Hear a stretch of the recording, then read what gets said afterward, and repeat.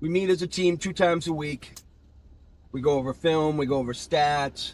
We really go over a thing called Story of the Game, where we put up the stats for each team, and then we look at what was the deciding stats that really affected that game, and where we won or where we lost. There's line items that I want them to do well at. We're trying for less than 15 turnovers, less than, or make this many free throws, percentage wise, and so they can really look at it, and then we really get a chance to focus at practice. Now that I'm in 3/4 of the way through my season, now they're having input in practice. I feel it's important that if your team is fully invested in wanting to win, but have a say on some other way practice should go, and the things they feel they need to work on to get better as a team.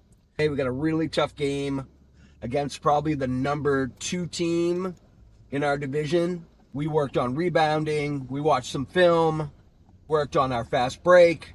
Most of these things I just had a girl go on the board and girls shouted things out, and then we agreed on what things we were working on today, and or your team's investment in what they're doing, I think really helps them feel part of it.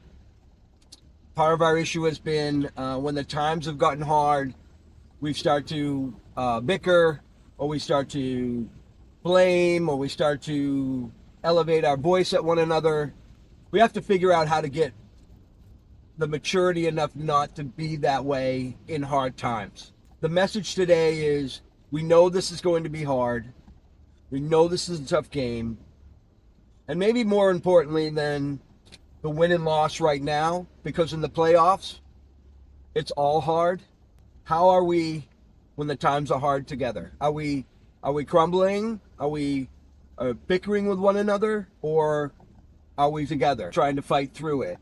Are we saying the more positive things that teammates need to hear in order to get a victory, or to come back, or to stay close? This is what I love about basketball. So much like life. Things go so fast, and things are hard. There's so much adversity during a game. There's so many ups and downs, and how you deal with those is so important on whether you're going to win or whether you're going to lose. When you lose, how do you bounce back from that? It's just like everyday life.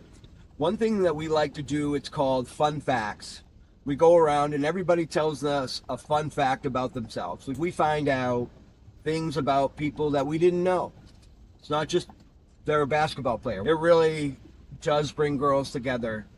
It's give them an opportunity to talk about some of the things they personally found out in the last game. We didn't communicate well what an issue is, and it's another opportunity to work on something in practice that they feel that they need to work on. So I have captains. I communicate to the captains at the beginning of the season the expectation for them. They are the communicators to the team. They also are responsibility for team bonding things. And one of the team captains spoke up and said, yes, we talked at our team dinner last night, and they want a playbook they can look at to learn the plays so that they can see it on their phones. This is what they want to be successful. This team has been invested. They're invested in one another. And as a coach, what more can you ask for? Because of their attitude, we've got a great chance to do some great things.